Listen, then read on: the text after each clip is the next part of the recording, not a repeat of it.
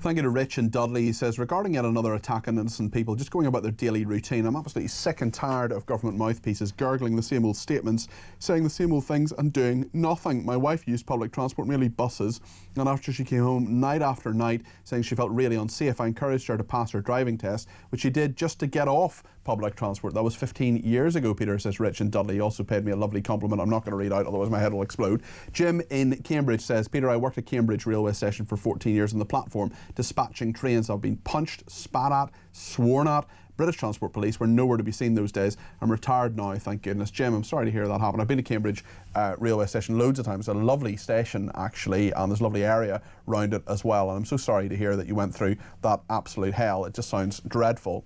I want to talk now about Reform UK. Earlier on, the Deputy Leader of Reform UK, Richard Tice, spoke to us. He spoke to Jeremy on breakfast this morning. And this is a really interesting one because there is a group of schools under the Orion schools belt, as it were, who are comparing Reform UK's policies to fascism. It is a really, really worrying report. The Mail on Sunday had it yesterday. Richard was asked about this morning by Jeremy Kyle. This is what Richard Tice, Deputy Leader of Reform UK, said.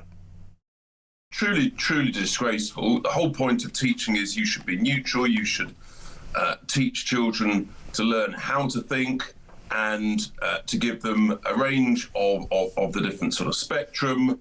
And this is just completely, frankly, it's slanderous against me. Personally, I've written to the chief exec of this academy chain. He clearly knew nothing about it and has launched an investigation. But I'm pretty appalled, actually. And there was no mention in this document of the left-wing violence from the likes of the masked thugs, the Antifa bunch. No mention at all. Surprise, surprise. So this is schools run by Orion Education. It is 8 academies in England where taught Reform UK's policies have been exploited by extremists to, as they put it, spread hate, xenophobia and racism and normalise far-right views. Richard Tice himself, who we just heard from there, was also pictured on a PowerPoint slide under the title, How Can Political Views Lead to Extremism?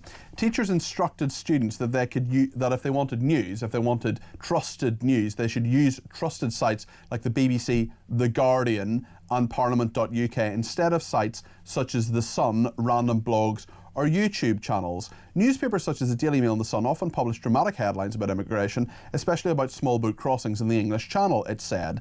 These stories sometimes use words like flood or invasion, making migrants sound like a threat. This type of reporting can make people feel afraid or angry, which far-right groups then use to support their arguments. Now, Simon Garrell, who is the Orion Education Chief Executive, says he has begun an investigation. But the fact is that this nonsense was shown to children in schools, and schools, as I think Chris McGovern, the chairman of the Campaign for Real Education, is about to tell me, are meant to be politically neutral, aren't they, Chris?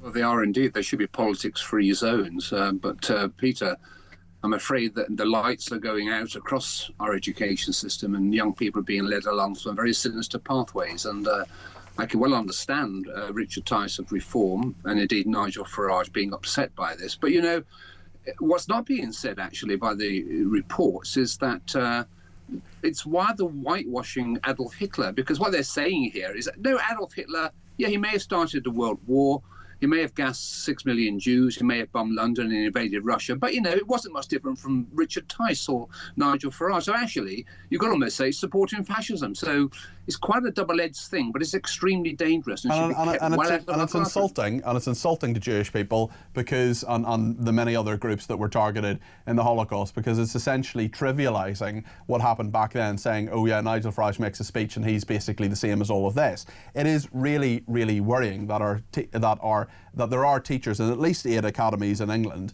that are teaching this guff.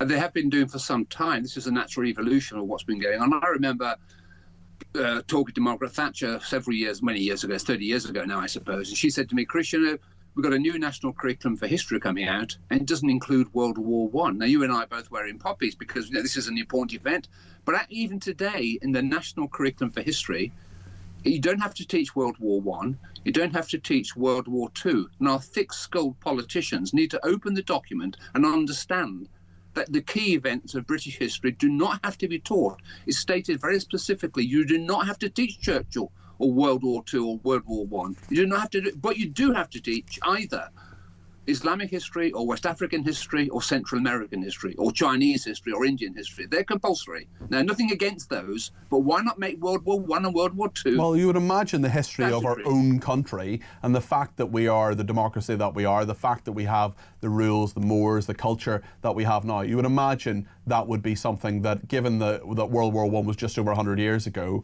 that would be something you'd want to teach children in school. Yeah, and Margaret Thatcher said to me, Chris, can you come round tomorrow morning, 10 o'clock, to Downing Street to try and sort out the mess? And I was involved 3 times in rewriting the national curriculum. Each time I was a dissenting voice. Now, later this week, Peter, there's going to be a new version published. This time I haven't been invited to be a participant in writing it because they know my views and they don't like them. So I'm not too optimistic on that. But look, there are people in our schools, many teachers probably, who see the classroom as a vehicle for promoting ideology, and it's mostly left-wing ideology, and it's not good enough. And the politicians of all parties need to wake up, because schools should not be places where you promote political propaganda. And look, we've got 16-year-olds voting in elections shortly, so they're going to be brainwashed. My only hope, Peter, is that one thing I did learn after 35 years teaching is that 16-year-olds, 17-year-olds, 18-year-olds can be quite rebellious. They may well end up voting the opposite to what the school teachers are telling them to do. Well, let's hope they do. The irony is, of course, that Nigel Farage, for example, is huge on TikTok. In fact, he has more TikTok followers than, I think I'm right in saying this, than Keir Starmer, Kemi Badenoch and Ed Davey put together on TikTok, which is the medium that so many young people, including school-age children, are using. So actually, they will be getting their information from lots of different sources, including the ones they're told to avoid, like the Sun and the Daily Mail. God forbid that 2 of the biggest media brands in this country should be consulted. And also, I'm worried about the lack of critical thinking as well. I do a bit of teaching of journalism students, and I always say, if you want to know what is going on, you've got to read, yes, the Daily Telegraph, yes, the Sun, yes, the Daily Mail, and lots of other outlets. But you've also got to do, as I do every week, have a look at The Guardian, see what they're reporting, see what their perspective is, and actually come up with your own views. I listen to, consume all sorts of media that is actually antithetical, different to my views, and then come up with your own opinion, rather than simply saying the BBC and The Guardian are trusted, but in these people's views, the Sun, the Daily Mail, and other outlets, and as they put it, random YouTube channels, simply aren't. Well, that's true. I mean, I've written for The Guardian. I've also written for the Daily Mail and the Telegraph. And I've also written for the Mirror, which is left-wing, I suppose. I hope, therefore, I'm fairly neutral. The danger of so-called critical thinking, Peter, is that it too will be captured by those teachers, the majority, who have particular ideologies and will use that idea of critical thinking. I'll give you an example. When this 9/11 took place, what was being taught in London schools, and the police saw this and cleared it, was that this is the view of President Bush, and this is the view of Osama bin Laden. They're different views, but they're equal views. That's what the teaching profession means by critical thinking. The views of the terrorist and the views of the victim are different but equal, and that's also a disaster. So this is a big issue. It needs to be solved, and we need to deal with it, but we'll get nowhere near that, because on the whole, politicians aren't interested in education. They're only interested in the short term. They're not interested in what's around the corner, and there's a lot of problems around the corner. We need to sort it. Chris, thank you. Appreciate that.